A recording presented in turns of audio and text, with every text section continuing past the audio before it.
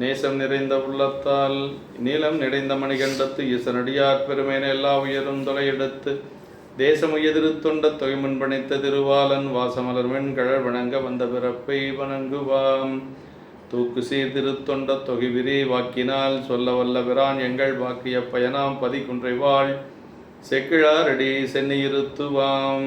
கைலாய பரம்பரையில் சிவஞான போத நெறி காட்டும் பெண்ணை பயில்வாய்மை மெய்கண்டான் சந்ததிக்கோர் மெய்ஞான பானுவாகி குயிலாரும் பொழில் திராவிடு துறைவாள் குரு நமச்சிவாய தேவன் சயிலாதி மரபுடையோன் திருமரபு நீடுழி தழைகமாதோ.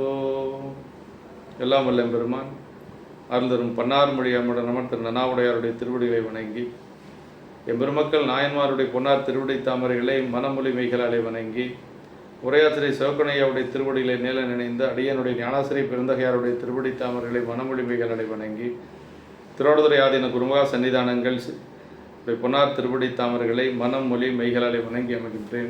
அன்பார்ந்த சிவனேஸ்வரர்களே, இன்று ஆடி மாதம் கார்த்திகை நட்சத்திரம் எம்பெருமான் மூர்த்தி நாயனார் குருவோசி திருநாள்.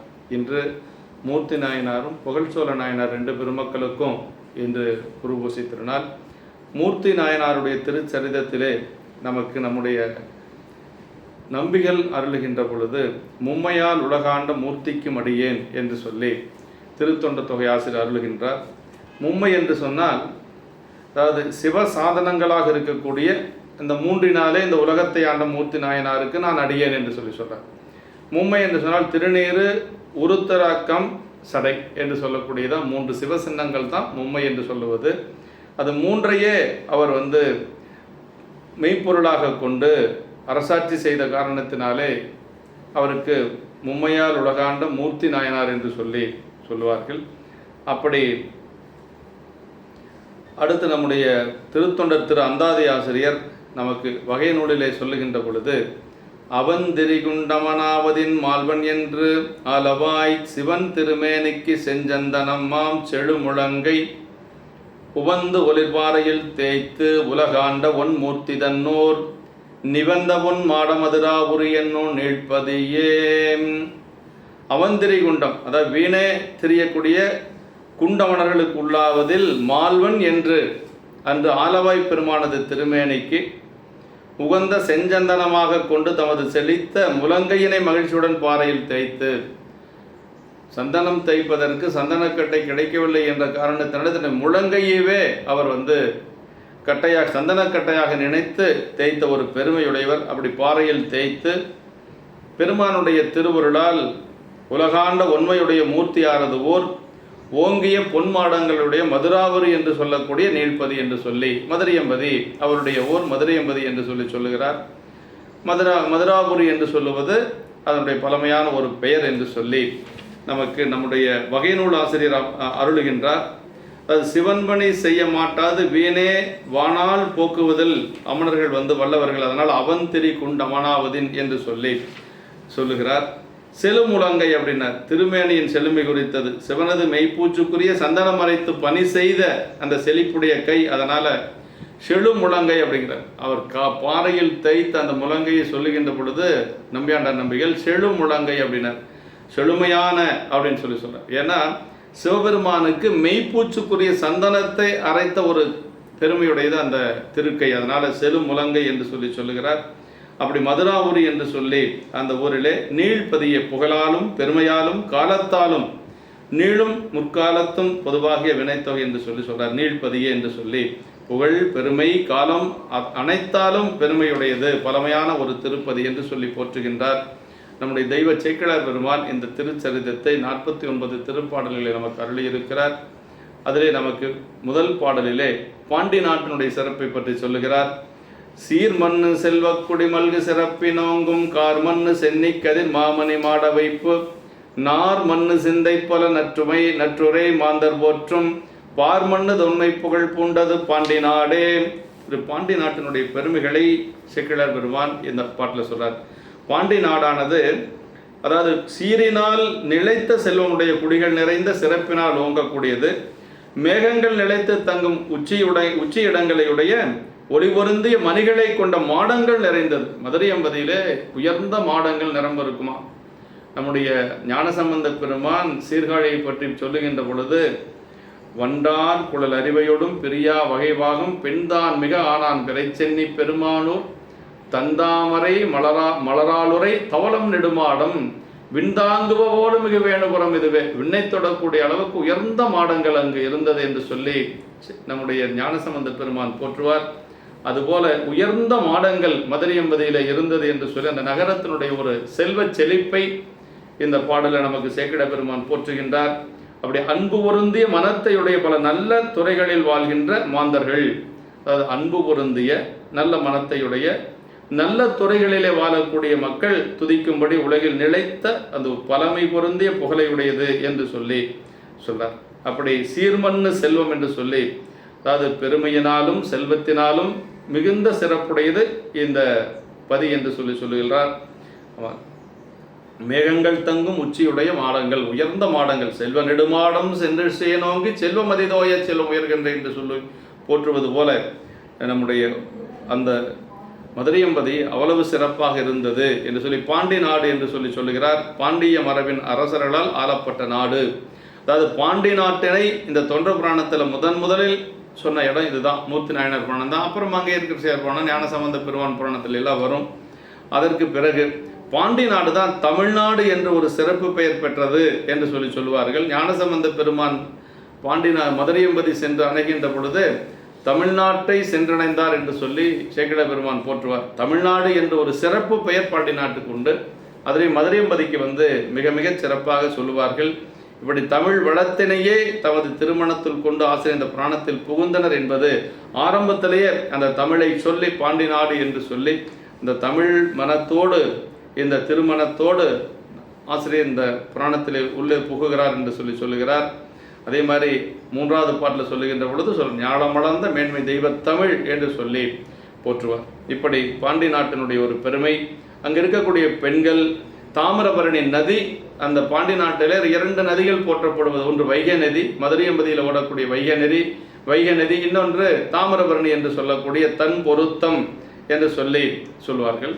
இப்படி 2 நதிகளும் அந்த ஊருக்கு பெருமையுடையது என்று சொல்லி சொல்லுகிறார். அதாவது அன்பின் நீர்மையினால் கொல்லப்பட்ட அந்த முத்தம், தளிர்களையுடைய சாயும் கொடி போன்ற இடையனையும் நீண்ட பெரிய கண்களையும் உடைய மூங்கில் போன்ற தோள்களுடைய அங்கே இருக்கக்கூடிய பெண்கள் எப்படின்னா, கொடி போன்ற இடையுடைய பெண்கள், நீண்ட பெரிய கண்களையுடைய பெண்கள், மூங்கில் போன்ற தோள்களையுடைய பெண்கள், வேயன தோலிபங்கன் என்று சொல்லி உமையம்மை சொல்லுவது போல மூங்கில் போன்ற தோள்களையுடைய பெண்கள் என்று சொல்லி சொல்லுகிறார். அவர்கள் வாயும் பாடும் அப்படின்னா பண்ணுண்டாகின்ற இனிய சொற்கள் பொருந்திய சிவந்த வாயினெடுத்து பொருந்தவன. அவர்கள் பேசுவதே பண்ணிசைப்பது போல அழகான ஒரு குரலாக இருக்கும் என்று சொல்லி சொல்றார். நீர்மை பணித்த முத்தம், நீரோட்டம் என்னும் ஒளி மிகுந்த முத்துக்கள் நிறைந்தது என்று சொல்லி அந்த தாமிரபரணி ஆறு நீண்ட கரையின் மண்ணை இடித்து ஓடும் குளிர்ச்சியுடைய குளிர்ந்த தாமிரபரணி பாய்கின்ற கடலிலும் உண்டாகிறது என்று சொல்லி தாமிரபரணி ஆற்றையும் இதில் சொல்லுகிறார்.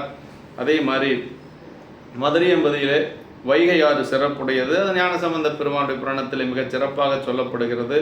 நம்முடைய சோழ நாட்டிலே பாய்ந்து வலம் செய்யக்கூடியது பொன்னி நதி.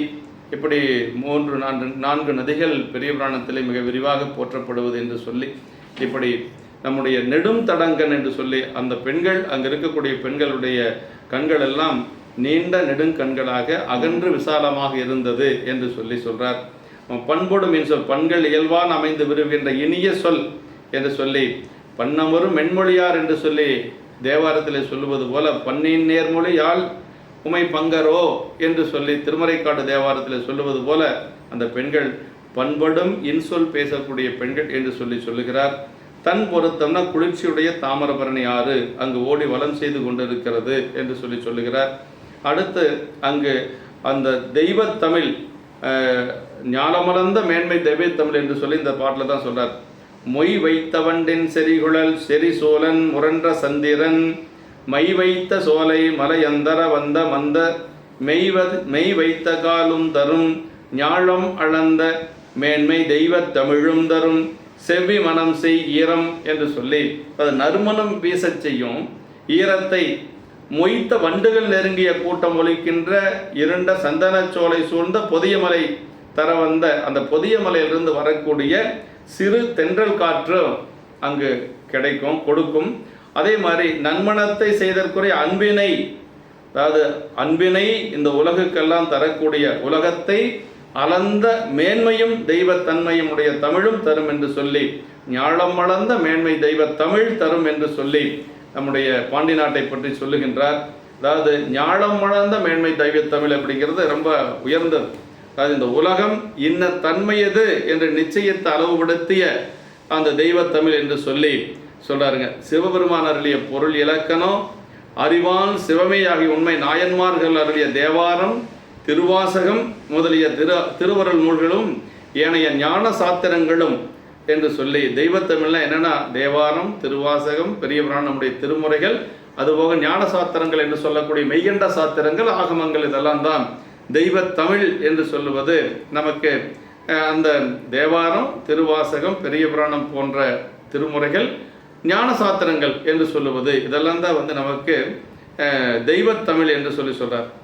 தெய்வத்தன்மை திருவருள் வாக்குகளின் செயலாலும் பிறவாற்றாலும் அறியப்படும் இக்கருத்தையை பாராட்டி கம்பரும் நீண்ட தமிழால் உலகே நேமியின் அளந்தான் என்று சொல்லி அகத்தியரை போற்றுகின்றார் என்று சொல்லி நமக்கு உரையாசிரியர் அவர்கள் போற்றுகின்றார். அதன் ஞாலமளந்த மேன்மை தெய்வ தமிழ் என்று சொல்லுவது நம்முடைய திருமுறைகள், அதே மாதிரி நம்முடைய ஞான சாத்திரங்கள் என்று சொல்லி நமக்கு இதிலே போற்றுகின்றார். தெய்வத்தமிழ் என்று சொல்லுவது செவ்வி மனம் செய் ஈரம் தருவதாலாவது அன்பை உளதாக்குதல். அதாவது தேவார, திருவாசல், திருமுறைகள் நமக்கு என்னன்னா இறைவனிடத்திலே அன்பை உருவாக்குவது. அதனால தான் அதுக்கு பேர் தெய்வத்தமிழ், செவ்வி மனம் செய் ஈரம் என்று சொல்லுகிறார். பெருமானிடத்திலே நாம் அந்த திருவாசக தேவாரங்களை எல்லாம், திருமுறைகளை எல்லாம் பாடுகின்ற பொழுது இறைவனுக்கு நமக்கு அந்த அன்பை உண்டுபடுத்துவது என்று சொல்லுகிறார். நாயக நாயகிகளின் உலகம் பற்றிய மனமும் ஆன்ம நாயகராகிய சிவபெருமானுடன் ஆன்மாவாகிய நாயகியின் ஒன்றுபடுதலும் அன்பு காரணமாகவே உளவாவன. ஆன்மாக்கள் எல்லாம் பெண்ணாக, நாயகியாக, இறைவன் ஒருவனே நாயகனாக வைத்து போற்றப்படுவது நம்முடைய சைவத்தில். அது மாதிரி அந்த அன்பு காரணமாக உளவாவது என்று சொல்லி, அன்பு விளைக்கும் அருட்பெரும் தமிழ்நூல் திரு கோவையாருக்கு உரை வகுத்த பேராசிரியர் இந்த கருத்தை உரை தொடக்கத்திலேயே கூறி போகின்றார் என்று சொல்லி நமக்கு உரையாசிரியர் அருளுகின்றார். இப்படி மெய்மை பொருளாம் தமிழ்நூலில் விளங்கு வாய்மை செம்மை பொருளும் தருவார் திரு ஆலவாயின் எம்மை பவம் தீர்ப்பவர் என்று சொல்லி நமக்கு பெரிய புராணத்தில் சொல்லப்படுகிறது. இந்த சரியத்திலே தான் சொல்றார், மெய்மை பொருளாம் தமிழ் நூலின் விளங்கு வாய்மை செம்மை பொருளும் தருவார் திரு ஆலவாயின் எம்மை பவம் தீர்ப்பவர். ஆலவாய் பெருமான் என்னுடைய பிறப்பை நீக்கக்கூடியவர் என்று சொல்லி, மெய்மை பொருளாம் தமிழ் நூல் அப்படின்னா இறைவனை விளங்க செய்யக்கூடிய அந்த தமிழ் நூலின் விளங்கு வாய்மை செம்மை பொருளும் தருவார் என்று சொல்லி ஆலவாய் பெருமானை சொல்லுகிறார். இப்படி தெய்வ மனம் செய்ய செவ்வி தரும் என்று கூட்டி பிறவி வெப்பத்தை மாற்றி தெய்வத்தன்மை செய்யவல்ல அழகிய அருளை தரும் தமிழ் அப்படின்னு சொல்றார். இந்த திருமுறை தமிழை பற்றி சொல்லுகின்ற பொழுது என்ன சொல்றார் அப்படின்னா, பிறவி வெப்பத்தை மாற்றி தெய்வத்தன்மை செய்யவல்ல அழகிய அருளை தரும் தமிழ்.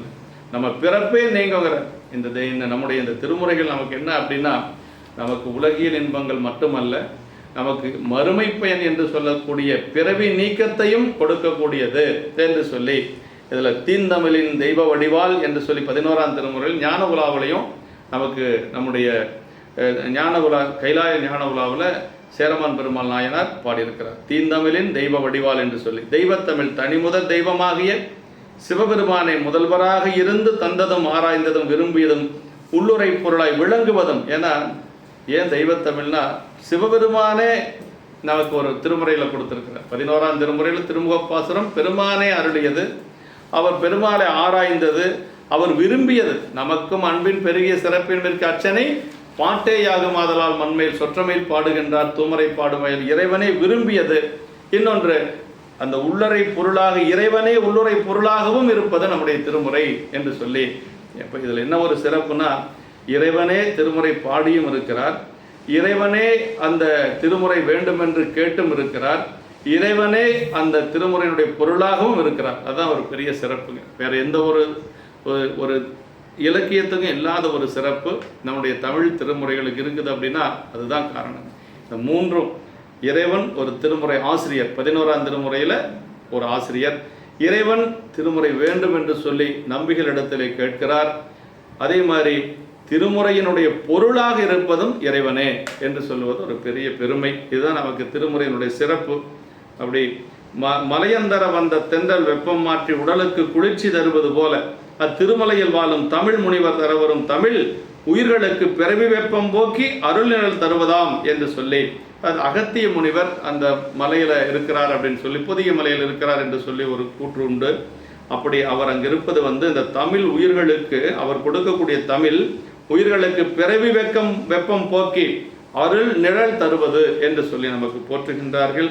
அப்படிப்பட்ட இந்த பாண்டி நாட்டிலே ஒரு ஊர், அதான் மதுராபுரி என்று சொல்லக்கூடிய பட்டினம் என்று சொல்றார்.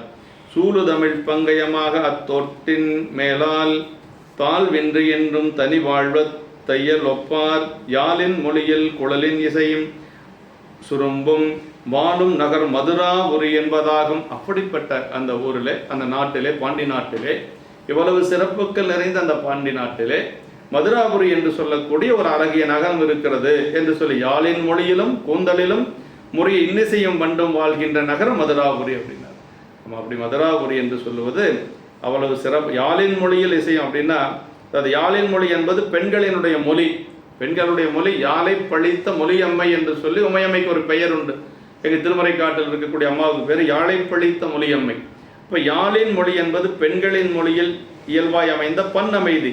இது பயிற்சியின் அமைவது என்று சொல்லி யாழை பழித்த அன்னமொழி மங்கையொரு பங்கன் என்று சொல்லி திருமறைக்காடு தேவாரத்திலே வைத்து போற்றப்படுகிறது. அப்படி குழலில் சுரும்பு வாழ்தல் அப்படின்னா, கூந்தலில் சூடிய மலர்களிடத்து தங்கும் புதிதின் மலரும் பூக்களை தொடுத்தணிதலால் அந்த வண்டுகள் அந்த பூக்களில் இருக்கக்கூடிய தேனை உண்பதற்காக அந்த பெண்களுடைய கூந்தலை வட்டமிட்டு கொண்டிருந்தது என்று சொல்லி சொல்லுகிறார். மதுராபுரி அப்படின்னு அதற்கு பெயர் ஏன் வந்ததுன்னா, அதாவது மது அப்படின்னா அமுதம். அந்த குலசேகர பாண்டியன் பெருமானுடைய ஆணையின் காரணமாக கடம்ப வனத்திலே முனைத்தெழுந்த கடவுளை கண்டு, அது கடம்ப வனமாக இருந்தது மதுரையம்பதி, அந்த பெருமானை கண்டு காடெறிந்து நகரங்கண்ட போது அதை ஒரு நகரமாக ஆக்கிய பொழுது பெருமானது சிரத்தில் தரித்த பிறையினிடத்தில் உள்ள மதுவை தெளித்து, அதாவது பெருமானுடைய பிறையிலிருந்து மது வந்தது, அந்த மதுவை அந்த தெளித்து சுத்தமாக்கிய காரணத்தினாலே, ஏன்னா சாமி இருக்கக்கூடிய இடம், அதை அந்த மதுவை பிறையினிடத்திலே வந்த மதுவை தெளித்து சுத்தமாக்கிய காரணத்தினால இதுக்கு பெயர் மதுராபுரி என்று சொல்லி அது காரண பெயராக சொல்லப்படுகிறது. பொன்மயமான சடைமதி கடையின் புத்தமுதுக்கு அது போய் சின்மயமான தம்மடி அடைந்தார் சிவமயமாக்கிய செயல்போல் தன்மயமாக்கி அந்நகர் முழுதும் சாந்தி செய்தது அது மதுர நன்மயமான தன்மையான் மதுரா நகரம் என உரைத்தார் என்று சொல்லி திருவிளையாடல் புராணத்தில் சொல்லப்பட்டிருக்கு. இப்போ குலசேகர பாண்டியனுடைய ஆணையின் காரணமாக அந்த கடவுளை கண்டு பெருமானது சிரத்தில் தெரித்த அந்த பிறையனிடத்திலே வந்த மதுவை தெளித்து சுத்தமாக்கிய காரணத்தினால் அதுக்கு பேர் மதுராபுரி என்று சொல்லி ஒரு பெயர் என்று சொல்லி, அதாவது சால் பாயமும் மைத்தமிழ் தங்கைய அங்கண் மூதூர் நூல் பாயிடத்தும் முல நோன் தலை மேதி பாய பாழ்பாய் முலை நோய் மது பங்கயம் பாய எங்கும் செயல்வாய் தடத்தும் முல செய்யுள் மிக்கு ஏறு சங்கம் அப்படின்னா, செய்யுள் மிக்கு ஏறும் சங்கம், அதாவது பாட்டுக்கள் சிறந்து அரங்கேறுதற்கிடமாய் சங்கங்கள். ஏன்னா மதுரை என்பது சங்கம் வைத்து தமிழ் வளர்த்த ஒரு இடம் என்று சொல்லி மதுரை என்பது சொல்லப்படும். அப்படி அந்த அழகிய இடமகன்ற அந்த பழைய நகரத்திலே நூல்கள் பயிலப்படும் இடங்கள் உள்ளன. நிறைய நூலகங்கள் அங்கெல்லாம் இருக்கிறது. ஏன்னா தமிழ் ஆராய்ச்சி சங்கம் அங்கே இருந்திருக்கு, அதனால் சரி நூலகங்கள் அங்கே இருந்தது. செய்யுளில் மிகுந்து ஏறுகின்ற சங்குகள், அப்புறம் பெரிய தலைவருடைய எருமைகள் பாயா நிற்ப அவருடைய பால் சொரிய முலைகள் தோயப்பெற்ற தேன் தாமரைகள் என்றும் பாய சேல் மீன்கள் எங்கும் பாய்தற்கிடையே தடாகங்கள் நிரம்ப நீர்நிலைகள் நிரம்ப மதுரை எம்பதியிலே இருந்தது என்று சொல்லுகிறார். அப்படிப்பட்ட அந்த மதுரை எம்பதியிலே ஆசிரியர் கூற்று அதை சொல்றாருங்க.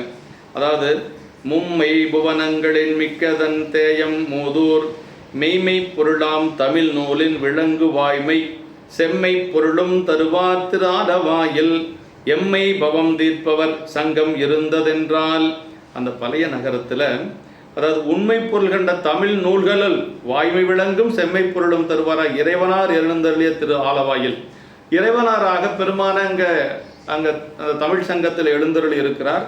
அப்படி எம்மை பவம் போக்கி உய்ய கொண்டருளும் அந்த இறைவனார் தாமே தலைவராக சங்கம் வீற்றிருந்து எய்து நிகழ்தற்கு இடமாயிருந்தது என்று காண்போமாகில். என்னுடைய பிறப்பை நீக்கக்கூடிய எம்பெருமானை இறையனாராக ஒரு புலவராக வந்து அந்த தமிழ் சங்கத்தினுடைய தலைவராக இருந்து அதை நடத்தினார் என்று காண்போமாகில் 3 உலகங்களிலும் அது மேலாக விளங்குவதல்லவா. இறைவனே வந்து அங்கே வந்து ஒரு பெரும் புலவராக இருந்து தலைமை புலவராக இருந்து அதை செய்திருக்கிறார் என்று சொன்னால் உலகங்களிலும் மிக மேலாக விளங்குவது என்று சொல்லி அதான் சொல்றார். அப்படி 3 புவனங்களிலும் மேலானது. மூதூர் அப்படின்னா ரொம்ப பழமையான தொன்மையான ஒரு ஊர் என்று சொல்லுகிறார். எல்லோருக்கும் முன்னே தோன்றி முளைத்த முழுமுதற் கடவுள் எழுந்தருளி உள்ளது மாதலின் அந்த பழமை வெற்றி மூதூர் என்று சொல்லுகிறார். மெய்மை பொருளாம் தமிழ் நூல் ஞாலமளந்த மேன்மை தெய்வ தமிழ் என்று சொல்லி இந்த உலகத்தை அளக்கக்கூடிய பெருமையுடையது என்று சொல்லுகிறார்.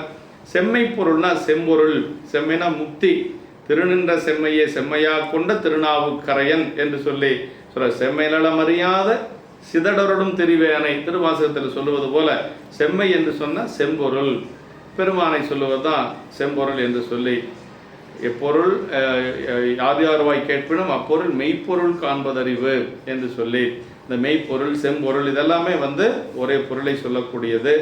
செம்மை பொருளும் தருவார் என்றது அறிவநூல் பொருளும் உலகியல் நூல் பொருளும் என்ற 2 நூல் பிறர் எவராலும் உணர்த்துதற்கரிய ஆகம நூல் வழியினில் உதவிய ஞானயோக நுண்பொருளாகிய அனுபவ நிலை என்னும் முக்தி பொருளை தருதல். அதாவது செம்மை பொருளும் தருவார்னா முக்தி பொருளை தரக்கூடியவர் அந்த பெருமான் என்று சொல்லி தன்னார் தமிழளிக்கும் தன்பாண்டி நாட்டானை பெண்ணாலும் பாகத்தை பேணு புரிந்துரையான் கண்ணார் கடல் காட்டி நாயேனை ஆட்கொண்ட என்று சொல்லி நமக்கு மணிவாசக பெருமான் சொல்வார். அப்படி தன்னார் தமிழிலுக்கும் தன்பாண்டி நாட்டானை என்று சொல்லி வாதுபுரடிகள் சொல்வது போல அவ்வளவு சிறப்புடையது. எம்மை பவன் தீர்ப்பவர் என்று வந்து அவர் பவன பிறவிக்கு ஏதுவாகிய அந்த பசுத்துவம் அதை நீக்கக்கூடியது பெருமான் என்று சொல்லி நமக்கு அருள்கின்றார். இப்படி இறைவனாரும் அவர்தன் திருமகனாராகிய முருகப்பெருமானும் அவரிடம் தமிழுணர்ந்த அகத்தியரும் சங்கமிருந்து தமிழ் வளர்த்தனர். அகத்தியர் இன்றும் பொதிகையிலிருந்து தமிழ் பரப்புகின்றார் என்று சொல்லி ஒரு கூற்று. பொதிகமலையிலிருந்து இன்னும் அகத்திய முனிவர் தமிழ் பரப்பி கொண்டிருக்கிறார் என்று சொல்லி நம்ம சொல்லுவார்கள். இப்படி சோழ நாடும் காவிரியும் இணைவிரையாமல் என்ன வருவன போல பாண்டி நாடும் தமிழும் இணைத்தே என்ன வருவன. எப்படி சோழ நாட்டையும் காவிரியும் பிரிக்க முடியாதோ அதுபோல தமிழையும் பாண்டி நாட்டையும் பிரிக்கவே முடியாது. ஏன்னா அகத்திய முனிவர் அங்கிருந்து தமிழ் பரப்பி கொண்டிருக்கிறார். அதனால நம் பரம ஆச்சாரியார்கள் ஆலவா இறைவரை தமிழ் தலைவராகவே கண்டு வணங்கியதனை ஆசிரியர் கண்டு காட்டி அருளினார். நம் பரமாச்சாரியார்கள் ஆலவா இறைவரை தமிழ் தலைவராகவே கண்டு வழிபாடு செய்கின்றார். அதுதான் ரொம்ப முக்கியங்க. ஆசிரியர் கண்டு காட்டி அருளினர். இத்தகைய தமிழ் பெரு நாட்டினும் இந்நாளின் தமிழ் வாசனை அருகி வரும் கொடிய காட்சி வருந்தத்தக்கது என்று சொல்லி நம்முடைய சிவகணி அவர்கள் போற்றுகின்றார். இப்படி அதாவது மதுரையம்பதியில் சிவபெருமானை இறையனராக இருந்து தமிழ் வளர்த்தார். அவருடைய மகன் முருகப்பெருமான் அதே அந்த தமிழ் சங்கத்திலே தலைவராக இருந்து வளர்த்தவர். அவரிடத்திலே கற்ற அகத்திய முனிவரும் அங்கு வந்து இருந்திருக்கிறார் என்று சொன்னால் அவ்வளவு பெருமையுடையது என்று சொல்லி இறையனார் என்பாரை வெறும் புலவராகன்றி கடவுளாகவே ஆசிரியர் கருதினர் என்பது விளங்கும் என்று சொல்றார். அப்படிப்பட்ட அந்த நதி அந்த ஊரில் அப்பொற்பதி வாழ்வணிக அப்பொதி இது நாயனாருடைய அந்த நிலையை சொல்றார்.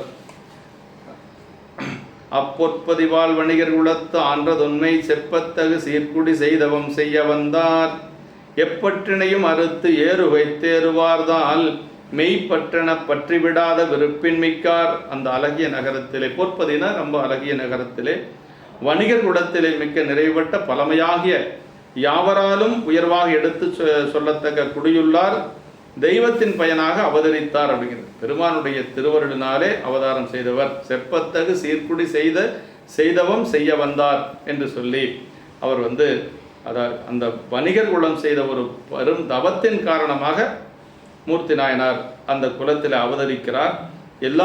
எல்லா பற்றுக்களையும் முற்று மறுத்து விடையனை ஊர்தியாகுடைய சிவபெருமான் திருவடிகளையே உண்மையான பற்றுக்கோடாக பற்றி விடாப்பிடியாக கொண்ட விருப்பத்தின் மிக்கார் என்று சொல்றார். அப்படின்னா எப்பற்றினையும் மறுத்து ஏறுவை தேறுவார்தால் மெய்ப்பற்றன பற்றிவிடாத விருப்பின் மிக்கார்.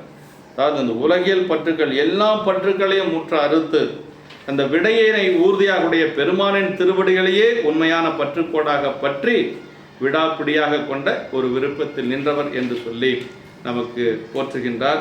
அப்படின்னா இந்த உலகப் பற்றுக்கள் எல்லாம் யான் எனது என்று சொல்லக்கூடிய 2 பற்று.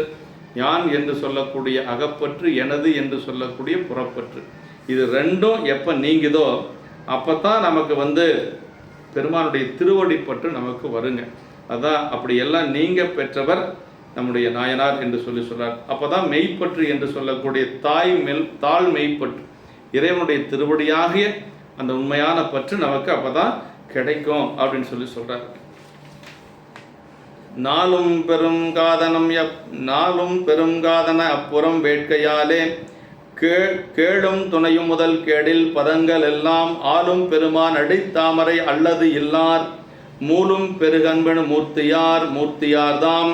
நாயனாருடைய திருப்பெயர் இதில் சொல்றார். மூர்த்தியார் தாம் என்று சொல்லி 2 முறை படிக்கிறது. நாளும் பெரும் காதன அப்புறம் வேட்கையாலேன் அப்படின்னா, நாள்தோறும் பெரிய காதல் கூர்ந்து பொருந்தவரும் ஆசை பெருகி வேட்கையாகி விளைந்ததனாலே சுற்றமும் துணையும் முதலாகிய கெடுதலில்லாத பதங்கள் எல்லாம் ஆளும் பெருமானாகி சிவனின் திருவடி தாமரைகளை அல்லாது வேறில்லாதவர். அவருக்கு சுற்றம் எல்லாமே கேளும் துணையும் முதல் கேடில் பதங்கள் எல்லாம் சொந்த பந்தம் சுற்றம் மற்ற பதங்கள் எல்லாமே அவருக்கு பெருமானுடைய திருவடி தாமரை தான், வேற எதுவும் கிடையாது என்று சொல்லி ஒரு திருவடி பற்றிலே நின்றவர் நம்முடைய நாயனாருங்க. அதுதான் இதில் சொல்றாருங்க. அதாவது என்ன சொல்றாரு இதில், அதாவது ஆளும் பெருமானாகி சிவனின் திருவடி தாமரைகளை அல்லாது வேறில்லாதவர், 3 பெருகும் அன்பு என்றதனையே தமது உருவமாக கொண்டவர், அவர்தான் மூர்த்தியார் என்ற பெயர் கொண்டவர். அதாவது மூழ்கும் பெருக அன்பெனும் மூர்த்தியார். அதாவது நாயனாருக்கு அன்பே வடிவமாக உடையவர் மூர்த்தி நாயனார் சொல்றார். அங்கே கண்ணப்ப நாயனார் சொல்லியிருக்கிறார், பொருவில் அன்புருவமானார் அப்படின்றார். அது மட்டுமல்ல, படிவிலா பரிவிதானோர் படிவமாம் பரிசு தோன்றப்ப. உருவமில்லாத அன்பு உருவம் எடுத்து வந்தால் எப்படி இருக்குன்னா கண்ணப்ப நாயனாரை போல இருக்கும் அப்படிங்கிறார். கண்ணப்ப நாயனாருடைய சரியத்தில் சொல்றார். இங்கேயும் அதே மாதிரி சொல்றாருங்க. அப்படியே மூர்த்தி நாயனார் அன்பு என்றதனையே தமது உருவமாக கொண்டவர் மூர்த்தியார் என்று சொல்லுகிறார். பணிவுடைய வடிவுடையார் மானக்கஞ்சார் நாயனார் சொல்லுவார். மானக்கஞ்சார் நாயனாருடைய வடிவம் என்னன்னா பணிவு தான் அவருடைய வடிவமா. அடியார்கள்ட்ட அப்படி இருப்பார். சிறு தொண்ட நாயனாரை பற்றி சொல்லுகின்ற பொழுது, நாதனடியார் தம்மை நயப்பாட்டு வழிபாட்டால் மேதகையார் அவர் முன்பு மிகச்சிறியராய் அடைந்தார், ஆதலினால் சிறு தொண்டர் என நிகழ்ந்தார் அவனியின் மேல் என்று சொல்லுவார். இது ஒவ்வொருத்தருக்கும் ஒரு அடையாளம் வச்சிருக்கிறார் பெருமான். இப்படி நம்முடைய நாயனார் அதாவது எல்லா பற்றை உலகப்பற்றை நீக்கியவர் நாயனார். பற்றுக பற்றற்றான் பற்றினை பற்றுக அப்பற்று விடற்கு வல்லவ பெருமான். உலகப்பற்றுகளை நீக்கி இறைவனுடைய திருவடி பற்று நிலையான பற்று மெய்ப்பற்றாக கொண்டவர் நம்முடைய நாயனார் என்று சொல்றார். மற்றும் பற்றெனக்கு இன்றி நின்று பாதமே மனம் பாவித்தேன், பெற்றலும் பிறந்தேன், இனி பிறவாத தன்மை எய்தினேன்னு நம்முடைய சுந்தரமூர்த்தி சாமிகள் கொங்கு நாட்டில் கொடுமுடியில் பாடியிருக்கிறார். துவாரி பற்றை அறுப்பதோர் பற்றினை பற்றில பற்றை அறுப்பர் என்று உந்தீவரை என்று சொல்லி திருவுந்தியார் சொல்லப்படுகிறது. இப்படி நமக்கு பல இடங்களில் அருவான் உண்மை நாயன்மார்களில் துறவு நிலை பூண்டு பெருமானை அடைந்த இருவர், ஒருவர் மூர்த்தி நாயனார், இன்னொருவர் நாவுக்கரசு பெருமான். இவர் துறவு நிலையில் இன்று பெருமானை திருவடி அடைந்தவர் என்று சொல்றார். கேளும் இல்லாரன் உயிர் சார்பு துணை உயிர் சார்பும் பொருட்சார்பும் கேடில் பதமுக்தி போகங்கள் ஏனையவற்றை நோக்க இவை காலத்தால் நீடித்தனமாதல் கேடில். இந்த மாதிரி ஒரு உயிர் சார்போ அல்லது பதமுக்தி போகங்களோ எதுவும் இல்லாதவர் நாயனார் என்று சொல்லி கேளும் துணையும் என்று சொல்றார். ஆளும் பெருக அன்பென்னும் மூர்த்தி அன்பு மூண்டு பெருகிய அகுதே உருவாகி நின்றது என்று சொல்றாரு. அப்படி அவருடைய திருமேனியே அன்பு வடிவமாக இருந்தது. எப்படி கண்ணப்ப நாயனார் இருந்தாரோ அதுபோல நம்முடைய மூர்த்தி நாயனாருக்கும் வடிவம் அன்பு என்று சொல்லி சேக்கிழ பெருமான் சொல்லுகிறார். அப்படிப்பட்ட நாயனார், அப்படி அவர் ஒரு சந்தன திருப்பணி செய்து கொண்டு வந்தவர் நம்முடைய நாயனார். தினசரி சந்தனக்கட்டை எடுத்து தேய்த்து உரைத்து பெருமானுடைய திருமேனி பூச்சுக்காக சந்தனம் கொடுத்து வந்த பணி தவறாது செய்து வந்தவர் நாயனார். நீண்ட நாட்களாக செய்கிறார். அந்த பாறையில் மூர்த்தி நாயனார் சந்தனம் அரைத்த பாறை இன்னும் ஆலவாய் பெருங்கோயிலில் நம்ம போனால் பார்க்கலாம். மூர்த்தி நாயனார் சந்தனம் அரைத்தது அங்கே இருக்குது. அதான் அந்த பாட்டில் சொல்கிறார். அந்திப்பிறை செஞ்சடை மேலணி ஆலவாயில் எந்தை கனி சந்தன காப்பினிடை என்றும் முட்டாம் அந்த செயலின் நிலை நின்று அடியார் ஒப்ப சிந்தைக்கு இணைதாய திருப்பணி செய்யும் நாளில். அப்படி பணி செய்து கொண்டு வருகிறார். ஒரு நாள் தவறாது செய்கிறார். பணின்னா எப்படி செய்யணும்னா இடையறாது செய்யணும். ஒரு நாளைக்கு செஞ்சுட்டு விட்டுறக்கூடாது. இறைவனுக்கு பணி செய்கின்ற பொழுது அந்த பணியை தொடர்ந்து செய்யணும். அதுதான் பெரிய சிறப்புங்க. அப்படி செய்தவர் நாயனார். அதான் சொல்றார், மாலையில் விளங்கும் பிறையை சிவந்த சடைமேல் அணிந்த திரு ஆலவாய் உடையாராக எந்தைக்கு சாத்துகின்ற சந்தன காப்பினை இடையில் ஒரு நாளும் தவிராதன். ஆமாம், அந்த செயலில் நின்று அடியார் ஓப்ப அப்படின்னு ஒரு நாள் தவறாமல் செய்கிறார். அந்த செய்கையில் நிலைத்து நின்று அடியார்கள் மகிழும்படி மனதுக்கு இனிதாகிய திருப்பணியை அப்படி செய்து வருகின்றார் என்று சொல்லி, எந்தைக்கு அணி சந்தன காப்பு, சந்தனமும் குங்குமமும் சாந்தும் தோய்ந்த தோலானை என்று சொல்லி திருத்தாங்க. சந்தனம் பெருமானுக்கு பூச்சுக்கு ரொம்ப உகந்தது. ஆமாம், திருமஞ்சனத்துக்கும் உதவும் பொருட்களில் சந்தன குழம்பு சிறந்த ஒன்று என்று சொல்லி ஆகம விதியிலே சொல்லப்பட்டிருக்கு என்று சொல்லி சொல்றார். ஆமாம், இடை என்றும் முட்டா அந்த செயல் எப்பொழுதும் திருப்பணி நிற்காம ஒரு நாளும் தவிராமல் செய்து கொண்டு வருகிறார். அதை சொல்லி இடை என்றும் முட்டாது அப்படின்னார். ஆமாம், அடியார் ஓப்ப இறைவனுக்கு நியதியாக செய்யும் அன்புடைய திருப்பணிகளை கண்டு மகிழ்கின்றவர் அடியார்களே. பெருமானுக்கு செய்யக்கூடிய பணியை கண்டு யார் மகிழ்ச்சி அடைவா? அடியார்கள் தான். அதான் சொல்றார், அடியார் ஓப்ப சிந்தைக்கு நியதாய் திருப்பணி, அடியார் மனத்துக்கு உகந்ததன்றி ஆண்டவனது திருவுள்ளத்துக்கும் உகந்த திருப்பணி என்று சொல்லி சொல்றார். அப்படி நாயனார் செய்து கொண்டு வருகின்றார். அப்படி செய்து கொண்டு வருகின்ற காலையில் வேலையில், அதாவது அந்த காடாகிய அரணையுடைய வடுக கருநாடர்கள் என்று சொல்லக்கூடிய அந்த சேனையுடைய ஒரு அரசன், கர்நாடகத்திலிருந்து ஒரு அரசன் வருகிறான். அவன் சேனை பலத்தினாலே ரொம்ப வலிமையுடையவன். அவன் பல நிலங்களை எல்லாம் கைப்பற்றி கொண்டு குதிரை வீரர்களை எல்லாம் தேர்களையும் கொண்டு கடல் போன்ற ஒரு சேனையை செழித்து கொண்டு தென் திசையை நோக்கி வர்றான். அவன் கர்நாடகத்திலிருந்து வரக்கூடியவன், வருட கருநாடன் என்று சொல்லி. அப்படி அவனுடைய பெரும் படையானது மதுரை மாநகரத்தை சேருகிறது. அந்த மதுரை மாநகரத்தை சென்று அந்த தமிழ்நாட்டை ஆளும் பாண்டிய மன்னனது வீரம் சிந்தும்படி போரிலே வெற்றி கொண்டு, பாண்டிய மன்னனை வெற்றி கொண்டு அந்த வடுக கருநாடர்கள் என்று சொல்லக்கூடிய மதுரை மாநகரத்தை தலைநகராக கொண்டு அவர்கள் ஆட்சி செய்கின்றார்கள். அப்படி ஆட்சி செய்கின்ற பொழுது அவனுடைய வலிய ஆண்மையினாலே வன்மையுடைய தமிழ்நாட்டை வளப்படுத்தி நில்லாத நிலைமை பொருந்து இல்லாமையினாலே அம்மன்னவன் நீண்ட மேர்வை வில்லாகுடைய பெருமானது அடிமைத்திறம் பொருந்திய திருநீட்டு சார்பில் செல்லாது சமணர்களது திறத்திலே சிந்தைத்தால்தான். அவன் என்ன செஞ்சான்னா, வில்லால் மேருவில்லான் அடிமைத்திறமைய நீற்றின் சார்பு செல்லாது. திருநீற்று சார்பு இருக்குது மதுரை என்பதில். அவன் அப்படித்தான் ஆட்சி செஞ்சாலும் பரவாயில்லை. அங்கிருந்து பாண்டியர்களை வென்று அவன் அடிமைப்படுத்தி ஆட்சி செஞ்சாலும் பரவாயில்லை. ஆனால் அவன் என்ன பண்ணிட்டான், பெருமானுடைய திருவடி சார்பு இல்லாமல் சமணர்கள் பக்கம் போயிட்டான். அதான் சொல்றாருங்க. அதான் மேருவில்லானடி அடிமைத்திறமைய நீற்றின் சார்பு செல்லாது, திருநீற்றின் சார்பிலே செல்லாது, அருகந்தர் தரத்தினில் சிந்தை தாழ்ந்தான் அப்படின்ட்டார். சமணத்தில் போய் வீழ்ந்துட்டான் என்று சொல்லுகிறார். அப்படி அவன் சமணத்தில் வீழ்ந்து அவன் என்ன செய்யறான் அப்படின்னா, அதாவது அடிமைத்திறமைய நீற்றின் சார்பு, திருநீற்றின் சார்பு ஒன்றுதான் அடிமைத்தரத்திலே இணைவரையாது பொருந்தியது. திருநீறு சிவனது அடிமைத்தரத்தினுள் உயிர்களை கொண்டு செலுத்தி அதில் நிலைபெற வைக்கும் சாதனமாவதென்றையும் அடிமைத்தரத்தை அறிவிக்கும் அடையாளமும் என்று சொல்லி, அதுவும் உயிரை பற்றிய பவநோய் என்று சொல்லக்கூடிய பிறப்பு நோய் நீங்குவதற்கு, மேல் நோய்கள் வாராமல் காப்பதற்கு உரிய மருந்து திருநீருங்க. ஆமாம், அருநோய்கள் கெட வெந்நீர் அணியாராகில் என்று சொல்லி அப்பர் சாமிகள் தன்னுடைய தேவாரத்தில் சொல்லுவார். ஆலவாயான் திருநீரே என்று சொல்லி திருநீற்றுக்கு பெருமையுடையது மதுரை என்பதி. அப்படி மூர்த்தியாரும் திருநீற்றனையே அபிஷேகமாக கொண்ட வரலாறும் மும்மையால் உலகாண்ட மூர்த்தி நாயனாரும் அபிஷேகமாக கொண்டது அரசராக இருக்கின்ற பொழுது திருநீற்றையே அபிஷேகமாக கொண்டார். அவ்வளவு அந்த நீற்று சார்பு என்று சொல்லி சொல்றார். அப்படி இருக்கக்கூடிய நிலையில் தாளும் சமன் கைய தவத்தை மெய்யென்று சார்ந்து விழுங்கொடியோனது வன்றியும் வெய்ய முன்னை சூழும் வினையால் அறவும் சுடத் திங்களொடும் வாலும் சடையானடியாரையும் வன்மை செய்வான். அவன் என்ன பண்ண அப்படின்னா, அப்படி சமணர்களுடைய வஞ்சகருடைய தவங்களை மெய்யென்று கொண்டு அந்த நெறியிலே சார்ந்து அந்த மன்னவன் தாழ்ந்து வீழ்ந்ததும் அல்லாமல் அவன் என்ன செஞ்சான்னா, சிவபெருமான அடியார்களையும் கொடிதாகிய முன்னை சூழ்வினை பயத்தினலை வலிமை செய்வானாகி அவன் அடியார்களையும் கொஞ்சம் வலிமை செய்தான் என்று சொல்றார். அதாவது சைவத்தை நிந்தனை செய்வது, சிவனடியார்களுக்கு இடையூறுகள் செய்வது, பணிகள் செய்யப்படாமல் தடுப்பது, இது போன்றெல்லாம் செய்திருக்கிறான். ஆமாம், அப்படி செய்தாலும் கூட நம்முடைய நாயனார் மூர்த்தி நாயனார் அவர் திருப்பனை அவர் செய்து கொண்டே வருகிறார். அதான் அந்தமிழாவாம் இறை செய்யவும் அன்பனார்தாம் முந்தைதம் முறைமை பணி முட்டலர் செய்து வந்தார். தந்தம் பெருமைக்கு அளவாகிய சார்பினில் நிற்கும் எந்தம் பெருமக்கள் யாவர் தடுக்க வல்லார். இறைவனுடைய திருவடி சார்பில் இருக்கக்கூடிய என்னுடைய அடியார்களை யார் தடுக்க முடியும் என்று சொல்லி சேக்கிட பெருமான் இங்கு கேட்கிறார். இறைவனுடைய தங்கள் பெருமைக்கு அளவாகிய சார்பிலே ஒழுகி நிற்கின்ற எந்த பெருமக்களை அவர்களது நல்லொழுக்கத்தினில் சொல்லாமல் தடுக்க வல்லவர் யாவர்.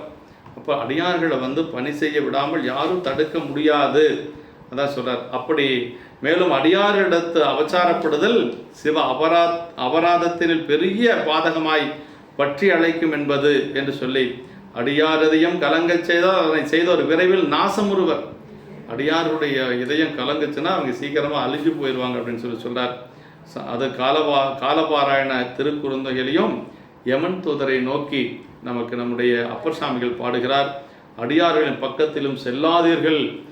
அப்பர் சாமிகள் காலபாச குறுந்தொகையில் சொல்றாருங்க, காலபாராயண குறுந்தொகையில் சொல்றார், அடியார்கள் பக்கத்தில் நீங்கள் போகக்கூடாது, யமனை பார்த்து சொல்றார். ஆமாம், அப்படி போனீங்கன்னா என்ன ஆகுவீங்க, உங்களுக்கு தான் பாவம் வரும் அப்படின்னு சொல்றார். அதான் அப்படி ஆலவாய் பெருமானுடைய தொண்டர்களை அவர்கள் தடுக்க முடியாது, பணி செய்ய விடாமல் தடுக்க முடிய எந்த பெருமக்களை யார் தடுக்க வல்லார் என்று சொல்லி கேட்கிறார். வாய்மை வேத நன்மை திருநீற்றுயர் நன்னெறி தாங்கு மேன்மை தம்மை புவி மன்னரை சார்வர் என்று சொல்லி, அதாவது இப்போ நம்முடைய நாயனார் மூர்த்தி நாயனாருக்கும் பல வழிகளில் அவன் துன்பம் செய்கிறான்.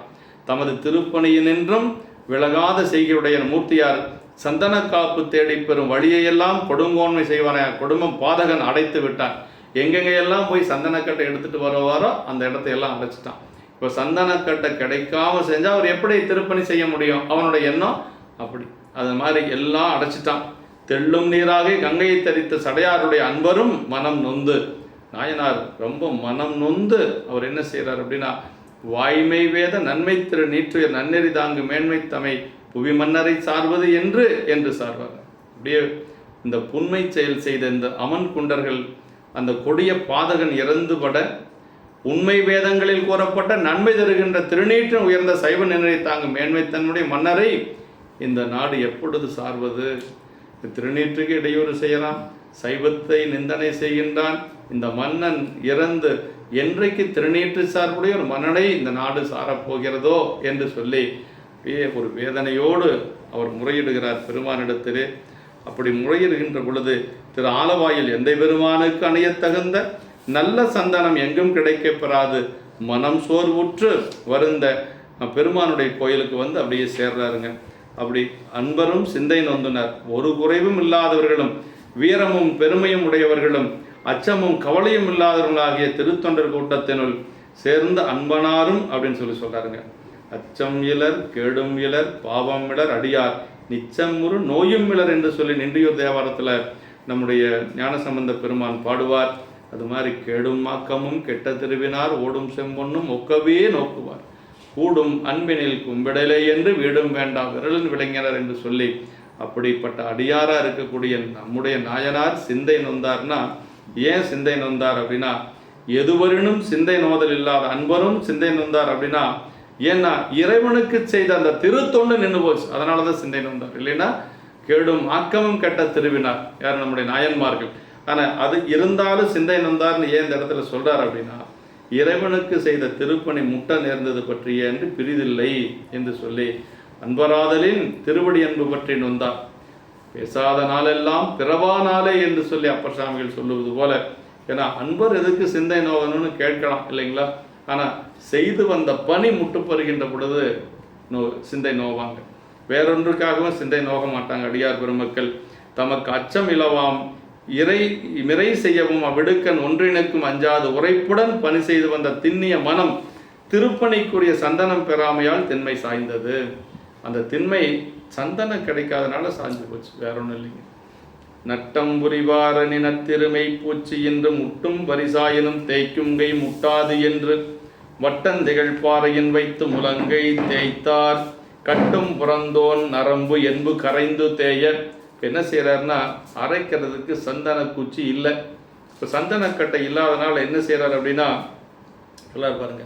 அருட்கூத்த பெருமானாரனையும் நல்ல திருமெய்ப்பூச்சு திருப்பணிக்கு இந்த முட்டு வந்து நேரும் என்ற தன்மை உண்டாயினும் அந்த சந்தனத்தை தேய்க்க வேண்டியது கையனுக்கு முட்டு நேராது. அதாவது சந்தன கட்டை வேண்டுமானால் அரசன் கிடைக்காமல் செய்து விடலாம், என்னுடைய கை இருக்கிறது, அதற்கு எந்த ஒரு முட்டும் வாராது என்று சொல்லி அந்த கையை அவர் வட்டமாக விளங்கிய சந்தன பாறையில் முழங்கையை வைத்து அதனை கட்டி போர்த்த புறந்தோலும் நரம்பும் எலும்பும் கரைந்து தேயும்படி தேய்த்தாராம். இப்போ எலும்பு நரம்பு எல்லாம் தோல் எல்லாம் கரைந்து தேயக்கூடிய அளவுக்கு அப்படி கையை வைத்து பாறையிலே தேய்த்திருக்கிறார் நம்முடைய பெருமான். அப்படி அதற்கு மேலே ஒரு கட்டத்துக்கு மேலே அப்படி கையை பாறையில் தேய்த்து கொண்டிருக்கிற பொழுது பெருமான் அதை பார்த்து அவரால் தாங்க முடியல. பொறுத்திலர் தம்பிரானார் அப்படின்னார். கள்ளின் புறந்தோய் தேய்த்த முழங்கை கழுந்து சோரி செல்லும் வரப்பு எங்கனும் என்பு திறந்து மூளை புள்ளும்படி கண்டு பொறுத்திலர் தம்பிரானார். அள்ளின் கண் எழுந்தது வந்து அருள் செய்த வாக்கு. உடனே பெருமானால் அதுக்கு மேலே தாங்க முடியல. கல்லின் மேல் தேய்த்த முழங்கையை பார்த்து அப்படியே பெருமான் சிவருமான் தரித்தலர் தேவதேவர்மார் கண்ணபுரானுடைய புராணத்தில் இரண்டாவது கண்ணை பெயர்க்க முற்படுகின்ற பொழுது சாமி தருத்திலர் தேவதேவர் அப்படிங்கிற அப்படியே அந்த கை வந்து நில்லு கண்ணப்ப நில்லு கண்ணப்ப நில்லு கண்ணப்பன் என்று சொல்லி 3 முறை சொல்லி அந்த பெருமானுடைய கையும் அவருடைய கண்ணை பெயர்க்கக்கூடிய கையை பிடித்தது என்று சொல்லுவார். அது மாதிரி இங்கே கண்டு பொறித்தலர் தம்பிரானார் என்று சொல்லி இதுக்கு மேலே தம்பிரானால் பொறுக்க முடியலை. அவருடைய திருவாக்கு வெளிப்படுகிறது. என்ன சொல்றார் அப்படின்னா, ஐயனே அன்பின் துணிவினால் இக்காரியம் செய்யற்க, என்னுடைய அன்பினுடைய துணிவு எனக்கு தெரியும், அதனால் இது செய்யற்க உன்பால் வலிய கொடுமை விளைத்தவன் வலிந்து கொண்ட நாடு முழுமையும் நீ கொண்டு முன்பு புகுந்த துன்பங்கள் முழுமையும் போக்கி காத்து பின்பு உனது நியதியாக திருப்பணி செய்து முடிவில் நமது பேருலகத்தில் சேர்வாயாக.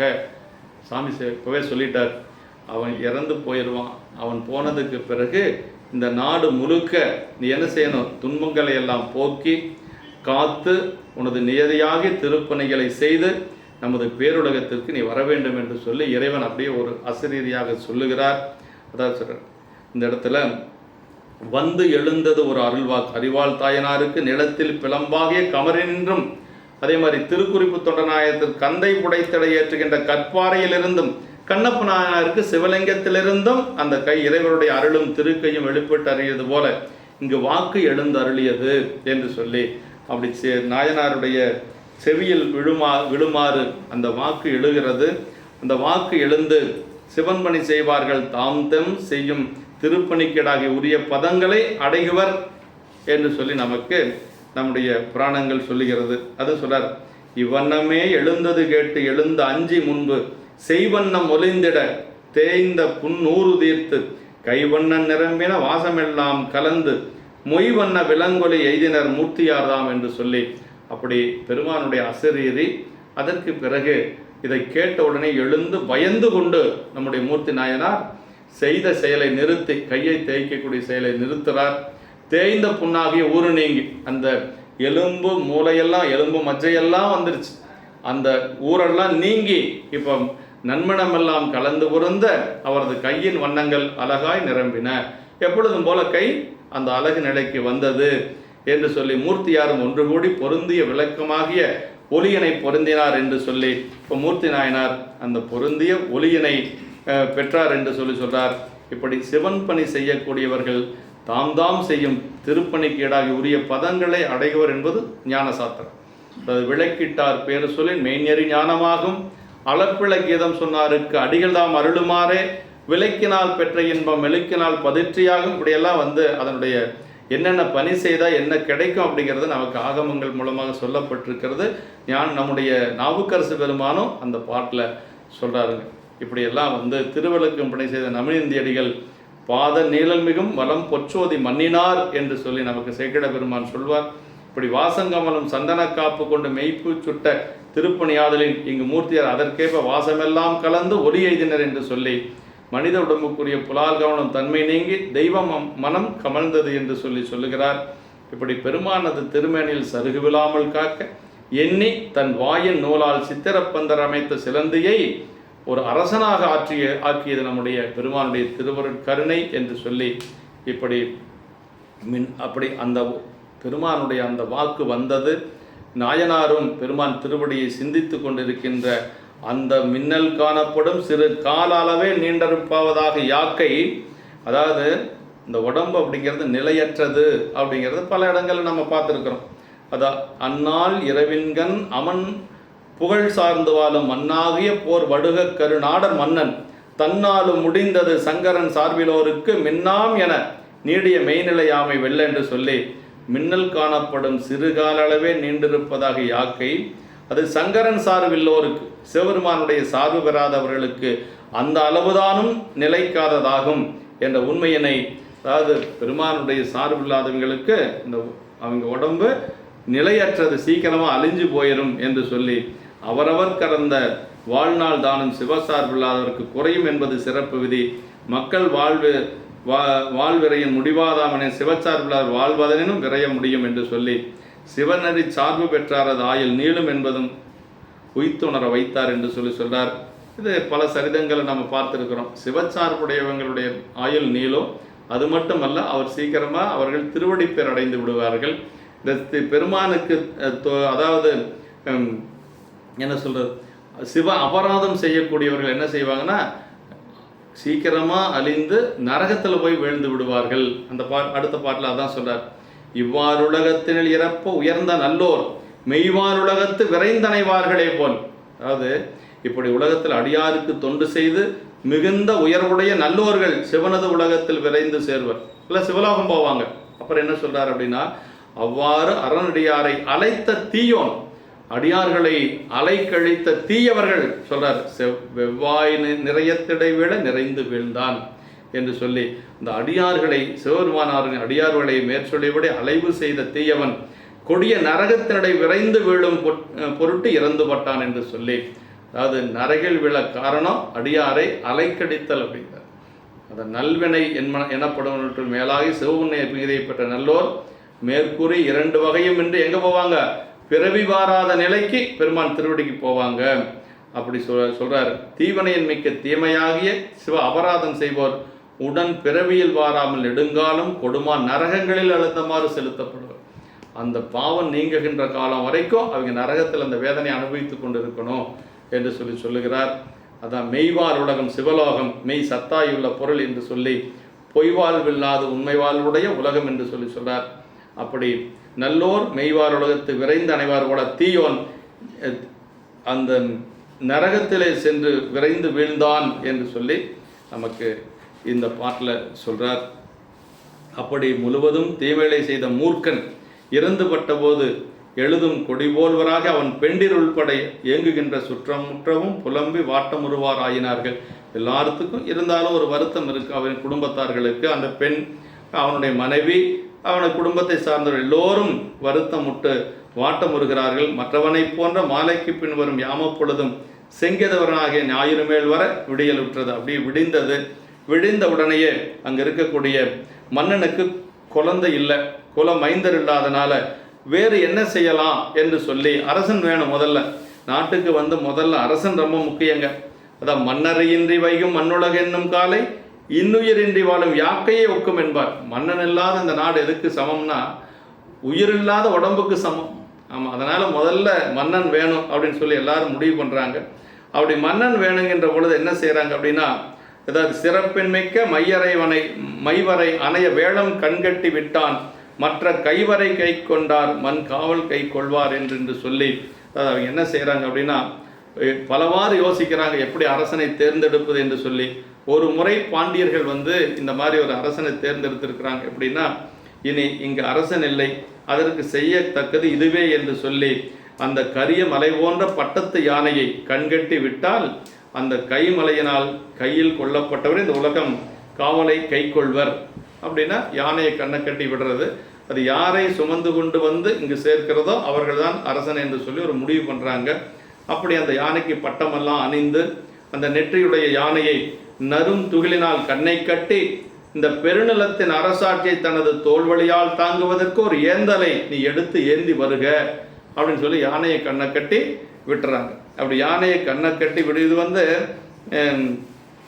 ஆகம நூல்கள் விதித்தபடி இவ்வாறு கடவுளை போற்றி அர்ச்சித்து யானையை கண்கட்டி விட்டு யானையினால் எடுத்துக்கொண்டு வரப்பட்டவரை அரசராக கொள்ளுதல் முந்தைய நாள் உள்ள ஒரு மரபா அப்படி இருந்திருக்கு. அதைத்தான் அவங்க இப்போ செய்கிறாங்க.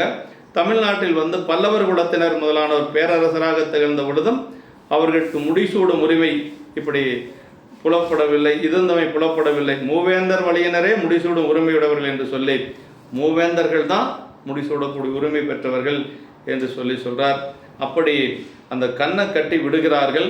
அப்படி கண்ணை கட்டிவிடப்பட்ட களைப்புடைய அந்த யானை அந்த மூதூரின் எல்லா பக்கம் சென்று சூழ அப்படியே கபாலை மதில் சூழ்ந்த அந்த திரு ஆலவாயிலில் ஆகாயமும் தாள ஓங்கி உயர்ந்த கோபுரத்தின் முன் வந்து நிற்குது. அந்த கோபுரத்துக்கு முன்னாடி வந்து அந்த யானை நிற்கிறது. நீங்கும் இரவின்கண் நிகழ்ந்தது கண்ட தொண்டர் ஈங்கியம் பெருமானருளாம் எனில் இந்த வையம் தாங்கும் செயல் பூண்பன் என்று உள்ளம் தளர்வு நீங்கி பூங்கொன்றை மிளைந்தவர் கோயில் புறத்து நிற்ப.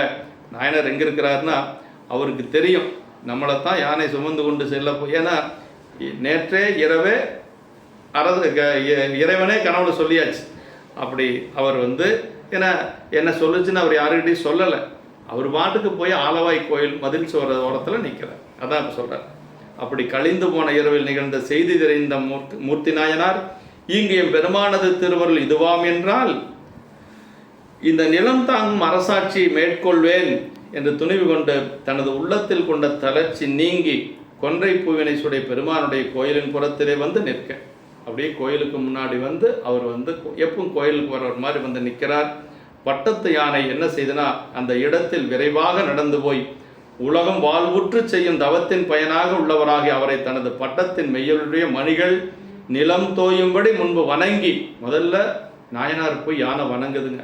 அப்பர் சாமிகளை அழிப்பதற்காக ஏவி விடப்பட்ட யானை என்ன செஞ்சதுன்னா அப்பர் சாமிகளை வளமாக வந்து மண்டியிட்டது. இப்போ அது யானைகளுக்கு கூட அந்த அருளாளனுடைய அந்த நிலை தெரிகிறது. அப்பர் சாமி அப்படி கண்ணில் பார்த்தாராம். அப்படி பார்த்தது எப்படி இருந்ததுன்னா அந்த யானைக்கு தீக்கை செஞ்சது போல இருந்தோம். அந்த மதம் பிடித்த யானை அப்படியே அடங்கியது. அது மாதிரி இங்கே மூர்த்தி நாயனார் இடத்துல அந்த யானை வந்து பணிந்து அவரை என்ன செய்யுது அப்படின்னா அப்படியே நிலந்தோயும்படி முன் வணங்கி எடுத்து அப்பொழுது பிடரியின் மேல் அப்படி மேலே தூக்கி நாயனாரை வைத்து கொள்ளுகிறது. அப்படி வைத்து கொண்டு சுமந்து கொண்டு அப்படியே செல்லுகிறது. அப்படி அந்த உடனே வந்து அப்படி செல்லுகின்ற பொழுது தீமைகெடும்படி எண்ணிய அந்த திண்மையுடைய அமைச்சர் எல்லோரும் யானையினால் எடுத்து தன் பிடரியில் வைத்து கொள்ளப்பட்ட மூர்த்தியாரை கண்டு அவர் பாதங்களிலே விழுந்து வணங்குகிறார்கள். அப்படி யானை சுமந்து கொண்டு செல்லுகிறது. மூர்த்தியார் யானையினுடைய பிடரியின் மேல் இருக்கிறார்.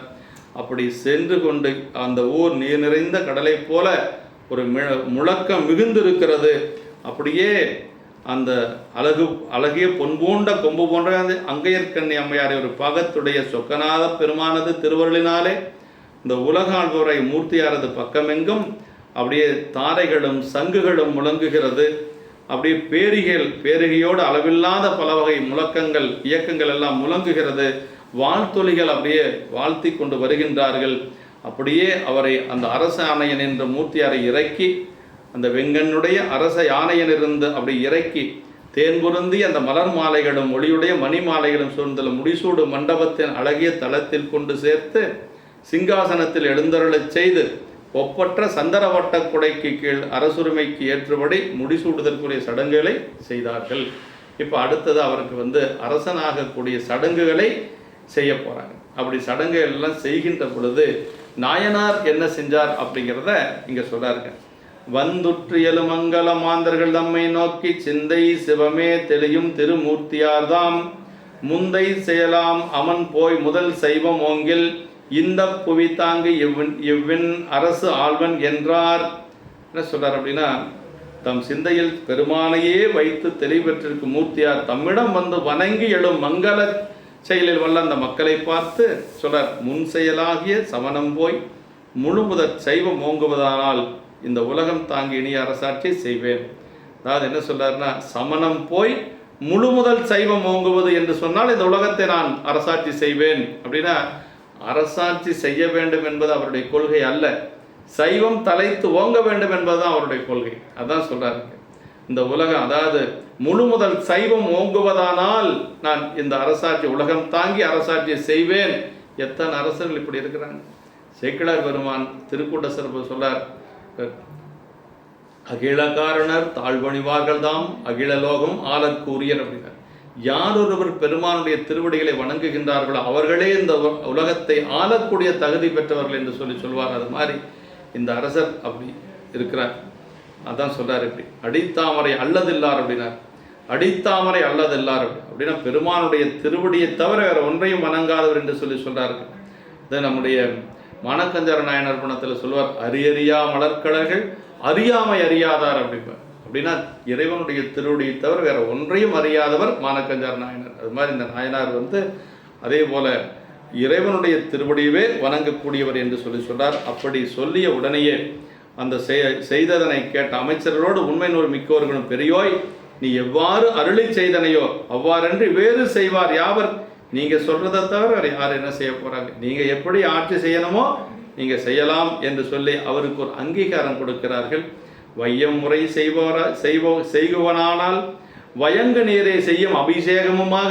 அப்புறம் இன்னொன்று, அரசாட்சி ஏற்றுக்கொண்டேன்னு சொன்னால் எனக்கு நீங்கள் அபிஷேகமாக செய்வது திருநீர் தான் செய்யணும், அதெல்லாம் சொல்கிறார். அதான் மும்மையால் உலகாண்ட மூர்த்திங்கிறது இந்த இடத்துல தான் சொல்கிறார்.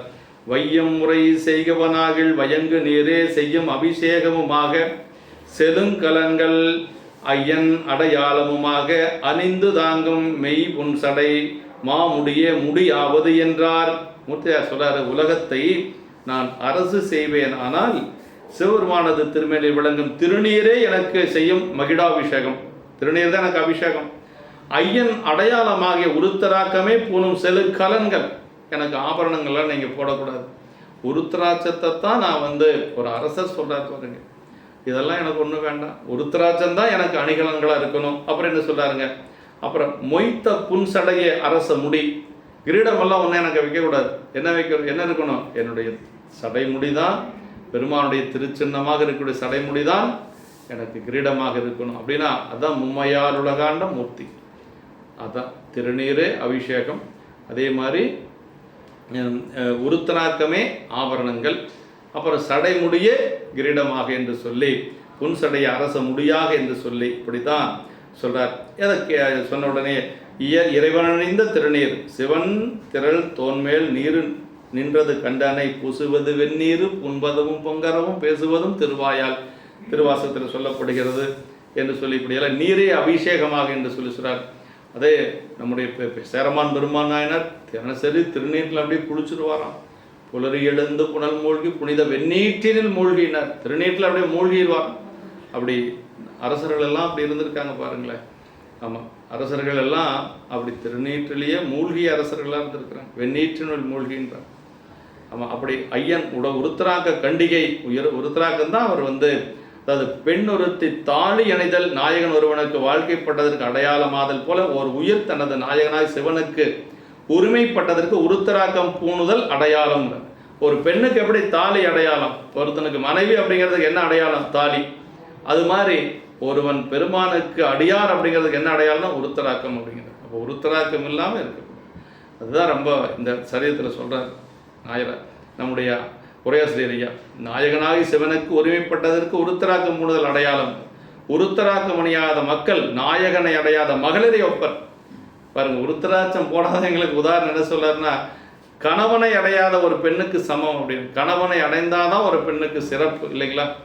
அதனால அது மாதிரி அப்படி அவர்களை காண்பதற்கும் அரண் கூசுவர் அப்படிங்கிற அந்த உத்தராட்சம் அணியாதவங்களை பார்க்கறதுக்கு சாமி கூசுவார்களாம். நம்ம உத்தராட்சம் போடுறதுக்கு கூசுறோம், ஆனால் நம்ம சாமி உத்தராட்சம் போடலைன்னா நம்மளை பார்க்கறதுக்கு சாமி கூசுவார். அதுதான் இப்போ நம்ம கூசுறது முக்கியமா சாமி கூசுறது முக்கியமா?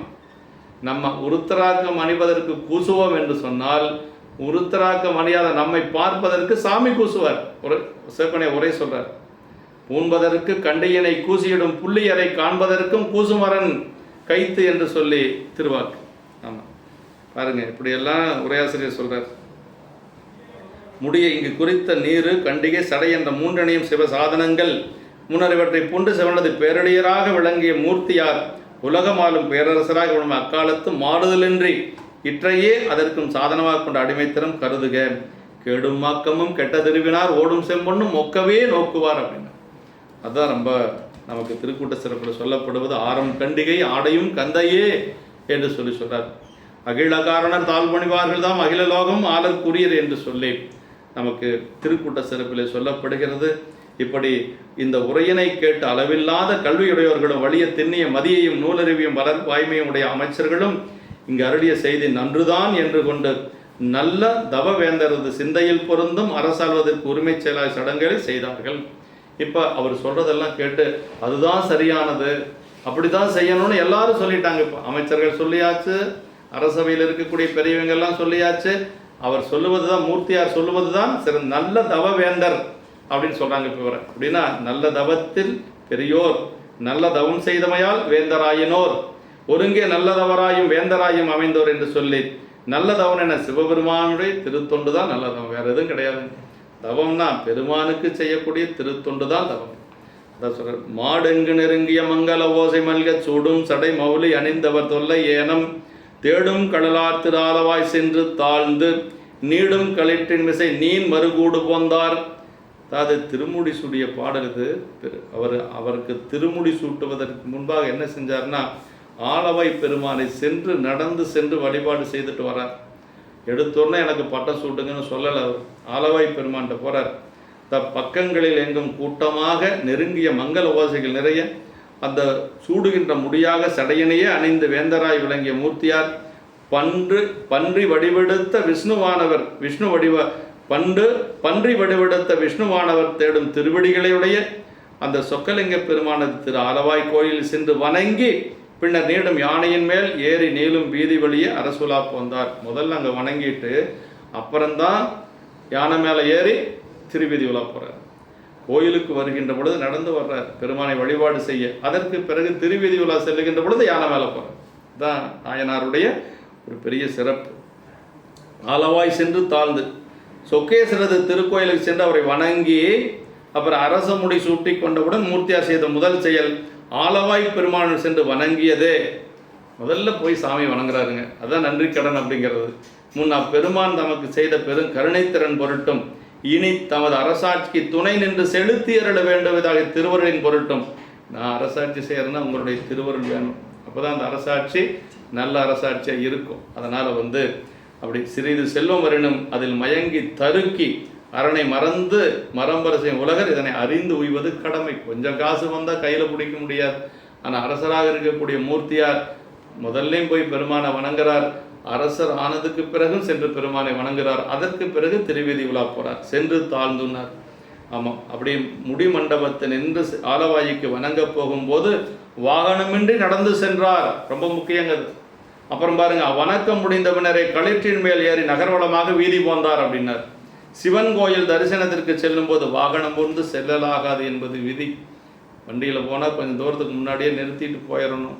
கோயில் காம்பவுண்டு வரைக்கும் நம்ம போகக்கூடாது அப்படின்னு நமக்கு அறிவுரை சொல்றார் நம்முடைய சிவப்பணி அவர்கள் என்று சொல்லி, இப்படி அந்த உலவுகின்ற பல துறைகளிலும் நீதி நடத்தும் அமைச்சர்கள் குறிப்பின்படி நிற்கவும் கலகம் செய்த அமனர் செயலாயின கட்டு நீங்கி நிலவுகின்ற திருநீட்டு நெறியும் துறையும் நீடுவாளவும் உலகமெங்கும் நிரம்பிய தன்மையுடைய சைவம் ஓங்கி நிலைவரவும் நம்முடைய மூர்த்தியார் அரசாட்சி செய்கிறார். நுதலின்கண் விழித்தவர் வாய்வின் உணங்கு நூலின் பதமெங்கு நிறைந்து விளங்க பவங்கள் மாற உதவும் திருநீரு உயர் கண்டிகை கொண்ட வேணி முன்மையினால் உலகாண்டனர் மூர்த்தியார் தாம் என்று சொல்லி சொல்லாருங்க. அவர் மூர்த்தியார் அரசாண்டது அந்த பாட்டில் சொல்றார். நெற்றியின் கண் விளையுடையவராகிய பெருமானது வாய்மையாகிய நுண்பொருள் கொண்ட நூலின் பொருள் எங்கும் நிறைந்து விளங்கவும் பவங்கள் மாறவும் அப்புறம் உதவுகின்ற திருநீரும் உயர் உருத்தராக்க கண்டிகையும் கொண்ட சடையும் என்ற முதன்மை பெற்ற மும்மையினால் மூர்த்தியார் தாமே உலகத்தை ஆட்சி செலுத்தினார் என்று சொல்லி, அதாவது இவர் கொண்ட கொள்கையில்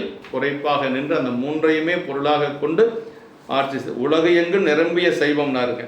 சைவ நிலைய உலகெங்கும் நிரம்பியுள்ளது என்று சொல்லி சொல்லாருங்க. ஆமாம், அதாவது நீற்று நெறித்துறை, நீற்று நெறியாத சிவநெறி, இதுவே ஒளிநெறி பெருநெறி திருநெறி என்று சொல்லுவதெல்லாம் திருநீற்று நெறி தாங்க. அதுக்கு மேலே ஒரு நெறி கிடையாதுங்க. ஆமாம், சத்தியும் சிவமாய தன்மையில் உலகமெல்லாம் ஒத்தொவ்வாவானும் பெண்ணும் உயர் குண குணியுமாகி வைத்தன அனவால் வந்த ஆக்கம் இவ்வாழ்க்கை எல்லாம் என்று சொல்லி சொல்றார். யாதொரு தெய்வம் கொண்டேர் தெய்வமாக யாங்கே மாதொரு பாகனார் தாம் வருவர் என்று சொல்லி நமக்கு சிவஞான சித்தியார் சொல்லுவது போல அவர் அப்படியே சைவ சமயத்திலே நெறியிலே, அந்த சைவ நெறியிலே பிரலாது நின்று பணி செய்து அந்த அரசாட்சியை செய்கின்றார். நம்ம சைவ சமயத்தை பற்றி சிவஞான சித்தியார் சொல்லுகின்ற பொழுது என்ன சொல்றாருன்னா, அதாவது வேதங்களாலும் அறிய சைவமே எல்லாமாய் நிற்பது என்றது உண்மைங்கிறார். இதுவாகும் அது அல்லது எனும் பிணக்கது இன்றி நீதியினால் இவையெல்லாம் ஓரிடத்தே காண நின்றது யாதொரு சமயம் அது சமயம் என்று சொல்லி நமக்கு சிவஞான சித்தியார் சொல்லுதுங்க. இது ஆகு அது அல்லாது ஆகாது என்று சொல்லி இல்லாம நீதியினால் இவை எல்லாம் ஓரிடத்தே காண நின்றது யாதொரு தெய்வமோ சமயம் அது சமயம் என்று சொல்லி சொல்லப்படுகிறது. எப்படி இந்த மாதிரி நமக்கு நம்முடைய நாயனார் அந்த 3 பொல்களை கொண்டு மும்மையினால் உலகாண்டார் என்று சொல்லி சொல்லப்படுகிறது. அதாவது ஒரு துறவியார் அப்படிங்கிறது இந்த இடத்துல சொல்றார். ஏழங்கமல் போதையர்தம் திறமென்று நீங்கும் சீலங்கொடு வெம்பொலன்றே என்றவுடன் வென்று நீங்கி ஞாழம் தனி நேமி நடாத்தி நலங்கோடு ஊடி காலமுயிர்கட்கு இடரான கடிந்து காத்து என்று சொல்லி, அது மயிர் சார்ந்து மனம் வீசுகின்ற கூந்தலையுடைய பெண்களின் தொடர்பனை என்றைக்கும் நீக்கிய துறவொழுக்கமாகி சீலத்தை மேற்கொண்டவராய் நாயனார் ஒரு துறவி. மெல்லிய ஐம்புல இன்பங்களை பகைகளுடன் சென்று நீக்கி உலகனை தனி ஆணையினால் ஆட்சி செலுத்தி நன்மை கொள்ளும் ஊழிக்காலம் உயிர்களுக்கு வரும் இடர்கள் வாராமே உயிர்களுக்கு துன்பம் வாராது அவர் அந்த பிரம்மச்சரிய நிலையில இருந்து துறவு நிலையிலே நின்று இந்த நாட்டை ஆட்சி செய்தார் என்று சொல்லுகிறார். அது பாதம் பர மன்னவர் சூழ்ந்து பணிந்து போற்ற ஏதம் பிணியா வகை இவ்வுலகாண்டு தொண்டின் பேதம் புரியா அருள் பேரரசர் ஆளப்பெற்று நாதன் கடல் சேவடி நன்னினார் அன்னலாரே என்று சொல்லி, இப்படி தம்முடைய பாதங்களை வேற்றரசர்களும் சூழ்ந்து வந்து பணிந்து போற்ற கெடுதிகள் பீடிக்காத வகையில் எந்த ஒரு துன்பமும் இல்லாத வகையிலே இந்த உலகத்தை அரசாண்டு திருத்தொண்டின் என்றும் விலகாத அருள் பேரரசும் ஆளப்பெற்று தொண்டும் செஞ்சுக்கிறார், அரசாட்சி செய்து கொள்ளுகிறார். இறைவனாரது கடலடைந்த திருவடிகளை பெருமையுடைய மூர்த்தியார் அடைந்தார் என்று சொல்லி, அப்படி பெருமானுடைய திருவடியை மூர்த்தியார் அணைந்தார் என்று சொல்லி நமக்கு நம்முடைய நாயனார் எப்படி அரசரானார், அரசரான நாயனார் எப்படி ஆட்சி செய்தார் என்று சொல்லி சிவன் அடையாளங்களாகிய அந்த திருநீறு கண்டிகை சடை என்ற சாதனங்களை வெறும் வேடத்திற்காக புனைந்தாலும் விருப்பமின்றி உன்னினும் பயன் தரும் மருந்து போல அவை மட்டில் பயன் தந்தே விடும் என்பது நூல் தெளிவு. விருப்பம் இருக்குதா இல்லையே போட்டுட்டா போதுங்கிறாரு.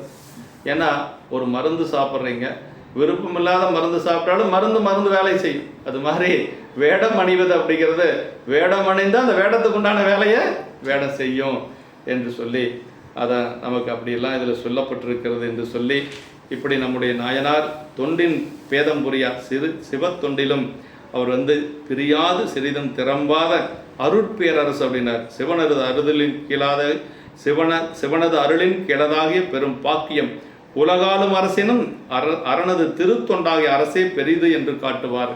அதாவது உலகை ஆளுவது பெரிதல்ல, பெருமானுக்கு செய்யக்கூடிய திருத்தொண்டே பெரிது என்று சொல்லி காட்டியவர் நம்முடைய அருட்பேரரசு என்று சொல்லுகிறார். நம்முடைய வீரவாகு தேவர் கந்த புராணத்தில் யுத்தகாண்டம் முடிந்து இறைவனிடத்திலே வரம் கேட்கின்ற பொழுது முருகப்பெருமானிடத்திலே கேட்பார். கோலம் நீடிய நிதிபதி வாழ்க்கையும் குறியேன், மேலை இந்திரன் அரசினை கனவிலும் வெகேன், மாலையன் பெருபதத்தையும் பொருளென மதியேன், சாலன் என்பதத்து அன்பையே வேண்டுவன் தமியேன் என்று சொல்லி எல்லாருக்கும் வரங்கள் கொடுக்கின்ற பொழுது முருகப்பெருமானிடத்தில் கேட்கிறார். எனக்கு குபேர வாழ்க்கையெல்லாம் ஒன்றும் தேவையில்லை, இந்திரனைப் போல நான் தேவர்களுக்கு தலைவனாக இருக்க வேண்டும் என்று சொல்லி நான் கனவிலும் நினைத்தது இல்லை. திருமால் பிரம்மன் போன்றவர்களுடைய அடைந்த பதத்தை நான் ஒரு பொருளாகவே மதிப்பதும் இல்லை என்று சொல்றாரு. சாலன் என்பதத்து அன்பையே வேண்டுவன் தமியேன் என்று சொல்லி உன்னிடத்தில் நான் அன்பை மட்டும் வேண்டுகிறேன் என்று சொல்லி முருகப்பெருமானிடத்திலே அந்த வீரவாகு தேவர் கேட்ட வரத்தினை உள்ளுரையாக கொண்டு, அதுபோல இறைவனிடத்திலே அன்பு கொண்டு அந்த வேடங்களையே முப்பொருள்களையே உலகாலும் பொருளாக கொண்டு வாழ்ந்தவர் நம்முடைய நாயனார்.